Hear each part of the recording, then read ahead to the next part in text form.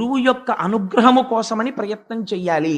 చేసి ఈశ్వరుడి పాదములు గట్టిగా పట్టుకుంటే కలిపురుషుడు నీ యందు ప్రవేశించి నీకు వ్యామోహమును కల్పింపలేడు. ఇది చేసినట్టయితే ఆయన ఒక్క మాట చెప్పాడు. తేలిక మాటల్లో 4 మాటల్లో మీకు నేను చెప్పేయాలంటే ఈ విరాట్ రూప వర్ణనమంతా చేశాడు శుకుడు. చేసి హరి లేనటువంటి పదార్థము లేదు.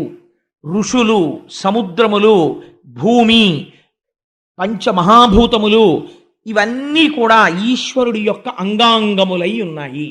కాబట్టి ఎక్కడ చూసినా ఉన్నది ఈశ్వరుడు ఒక్కడే. కానీ ఈశ్వరుడు కనబడడం లేదు. ఎందుకు కనపడటం లేదు? అదే మాయ. అది నామరూపముల యందు కలిగినటువంటి తాదాత్మ్యత తదధిష్టానమైనటువంటి బ్రహ్మమునందు కలగదు. అలా కలగాలంటే ఏమవ్వాలి? మాయ తొలగిపోవాలి. మాయ ఎప్పుడు తొలగిపోతుంది? ఆ ఉన్నది మాయ అని తెలిస్తే మాయ తొలగిపోతుంది అంతే.